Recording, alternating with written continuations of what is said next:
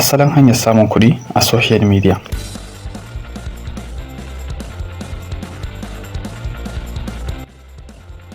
Assalamu alaikum warahmatullahi wabarakatuh. Barkamu da haka, barkamu da sake kasancewa a wannan bidiyon.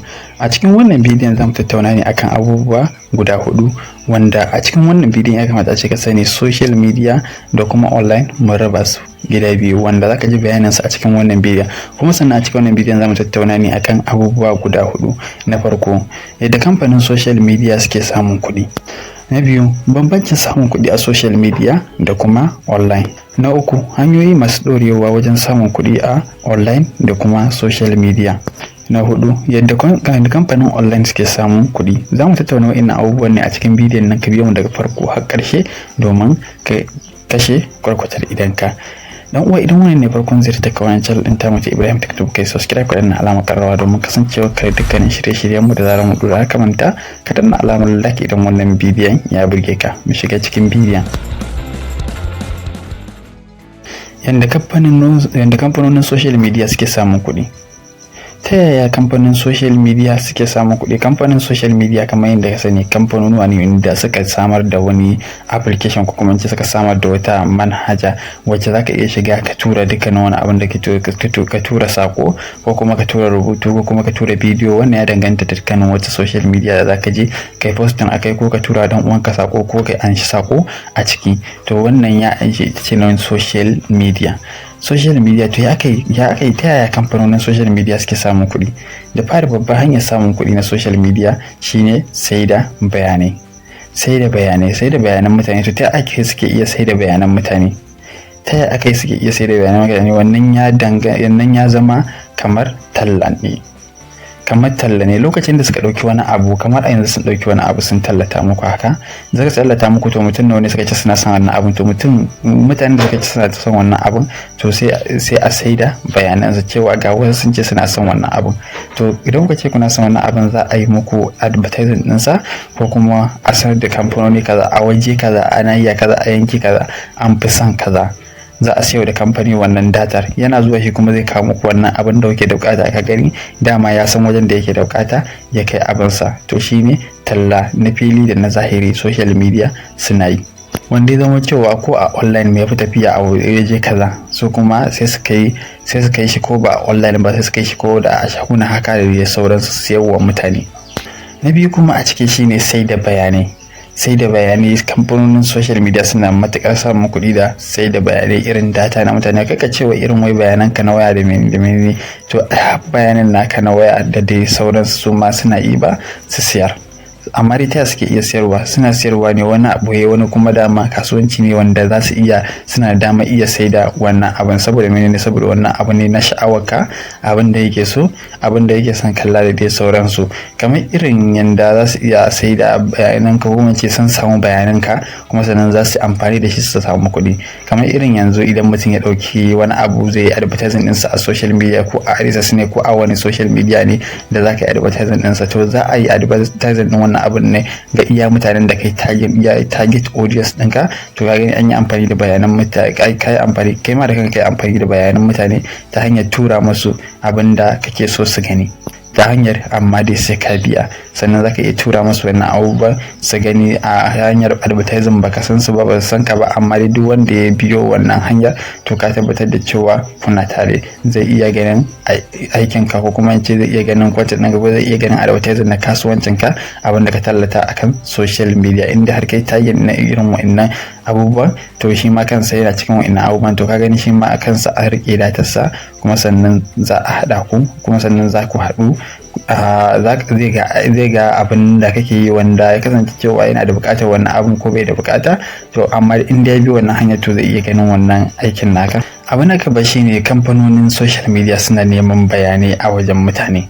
Neman bayanai kamar a yanzu a ce idan ka tafi bude sabon Facebook ka za ka saka wace unguwa kai ko kuma wace makaranta kai, wace college kai, wace wannan kai, sai ka ba su wa'annan bayanan. Suna ba da wannan bayanan ne wato za su ajiye ka a location inda yake ko kuma za su kawo maka mutane irin wa'anda suke wa'annan location din, kuma irin wa'anda mutanen da suka cike su ma profile ɗinsu da irin wannan. Saboda menene? Saboda su ma sun saka wa'innan ne saboda su suna wannan yankin, to za a sako maka su saboda ko ka san su kai following din su da dai sauransu. Abu na gaba shine kasuwanci ba karamin kasuwanci ake yi a social media ba, kamar irin yanzu ana yin siye da siyarwa haka. Yanzu Facebook ma har sun kirkiro yanda zaka yi payment ta Facebook, zaka yi payment ka siye kayan mutum ta Facebook, ka saka katin ka kai payment ka siye kayan mutum ta Facebook ba tare da wata wahala ba, wanda ya kasance cewa irin su kasuwa su Jumia su da sauransu su a cikin su ake yin irin wannan payment din, wanda za a sai abu kuma sannan a biya da kati. Amma dai yanzu ka sani a Facebook zaka iya zuwa kai wannan abun. Akwai kuma inda kuma ba sai ka yi wannan abun ba. To amma akwai abu na gaba shine nan video gift. A dukkanin wannan social media da yake gani suna da video gift, ko kuma ce suna da gift da za a iya baka, kamar irin mabiyanka haka suna son irin content ɗinka, suna son irin aikinka, to za su iya budewa domin su baka gift na kuɗi haka. Wannan gift ɗin da yake gani su ma suna samun wani abu a jiki, kamar irin TikTok haka kana live to zaka iya tura gift. Idan ka tura gift to ba wannan wanda ka tura gift din nan to ba shi kadai zai amfani wannan kuɗin ba, to dole sai sun ciri wani kaso daga cikin kuɗin nan, wajen kaso 20 cikin 100 na wannan gift din da ka tura, musamman a TikTok so ma sai sun samu wani abu. Wato shi ma dai abinda zai samu wannan abinda wanda kake so idan ka tura masa, shi ma abin da zai samu ba wai iya abin da ka tura masa zai samu ba, zai samu wani abu ne daga cikin abin da ka tura masa. Wato kamfanin social media nan su ma za su amfana da wani abu da ka tura. A yanzu haka mun kammala bayani akan yadda kamfanonin social media suke samun kuɗi, kuma za ta iya wannan ba cikakken bayani bane ba akan haka. Zaka iya zuwa ka bincike cikakken bayani akan haka, ko kuma ce kana da wani bayani da zaka yi mana wanda za mu ƙara fahimta, zaka yi mana ko a ƙasan comment na wannan bidiyon da dai sauransu. Na biyu shine bambancin social media da kuma online. Social media kamar yadda na gaya muku a baya, social media kamar irin social media ne irin na Facebook haka, Twitter, WhatsApp da dai sauransu. Wannan su ne social media wanda za a iya zuwa kai posting a ciki da dai sauransu, wanda za ka iya yin shira da mutane, to wa'annan su ne na social media. Amma dai online su ne na kamar abin da ya danganci platform, cryptocurrency da dai stock market da dai sauransu. To wa'annan su ne wanda ba za ka iya zuwa ka yi chatting a ciki ba, ko su dama wa'annan application ne dama kawai na kasuwanci ba na chatting ba haka da za ka iya zuwa ka yi sharing na wasu bayanai ba. A'a, fi wannan application ne wanda za ka iya zuwa ka je ka yi investing, ko kuma ka je ka yi wani aikin a baka kuɗi. Amma dai ka sani social media ya kunshi wa'innan application din kamar haka. Ka gani YouTube yana ciki, TikTok yana ciki, Facebook yana ciki, Instagram tana ciki, Twitter tana ciki, Telegram tana ciki, WhatsApp ma yana ciki, sannan munan chat yana ciki. Sannan kamar irin application din da suke cikin su suke bangaren da na kai su na online, wanda suke cikin online kamar irin application haka na banki haka, ko kuma in ce application na Binance na cryptocurrency da dai sauransu. To dukkanin su innan suna cikin online, amma dai a inda lissafi na ajiye kenan. Sai mu je zuwa na uku, hanyoyi masu ɗorewa wajen samun kuɗi a social media. Na farko, kasuwanci, zuba hannun jari wato stock market ko cryptocurrency, tallata mutane abubuwa, ko kuma yin bidiyo, ko kuma yin zama YouTuber, ko kuma zama social media creator. Kuma sannan a ce gaba akwai zaka iya gyaran waya online, zaka iya daukar hoto, zaka iya gyaran abubuwa da dama, zaka iya yin editing da dai sauransu. Zaka yin irin sana'o'i da ya danganci zuba hannun jari ne da dai sauransu, akan cryptocurrency, akan stock market ne da dai sauransu, wanda ya kasance cewa zaka iya zuwa da kuɗinka ka zuba hannun jari, ko wanda kuma zaka iya zuwa ba da kuɗinka ba ka kama sana'a, ko kuma ce ka kama kasuwanci a yanar gizo, ko kuma ce a social media, ko kuma a online. To duk wannan abu ne wanda zaka iya yin shi cikin dan kankanin lokaci, ko kuma ce ka tsaya ka koye shi. Ya danganta da wani abu ne da ka iya haka a zahiri haka zaka dauko shi ka kawo shi online, wanda zai kasance cewa zaka samu kuɗi da shi. To shine asalin hanyar samun kuɗi a yanar gizo. Kamar irin YouTube na sako muku shi ana samun kuɗi da shi ka hanyar kirkirar bidiyoyi da dai sauransu, ko kuma ka zama video editor da dai sauransu, ko kuma photo editor da dai sauransu. Dai kana yin abubuwa irin na online haka, kana an san aikin mutane kana yi musu, kana maida musu da ayyukansu. Na hudu kuma na ƙarshe shine yadda kamfanonin online suke samun kuɗi. Ta yaya kamfanonin online suke samun kuɗi? Akalla yanzu mu ɗauki banki haka.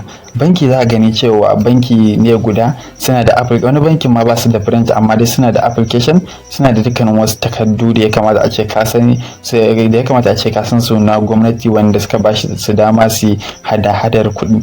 Domin a yanzu haka banki ba sa fara aiki ba BPO application bane ba sa fara aiki ba tare da sun mallaki wa'innan takardun ba, domin a ƙasa ba a ba su damar fara aiki ba tare da sun mallaki muhimman takardu ba. Don haka ka tsoron sa kuɗinka a kowane banki babu wani riski da karyewa.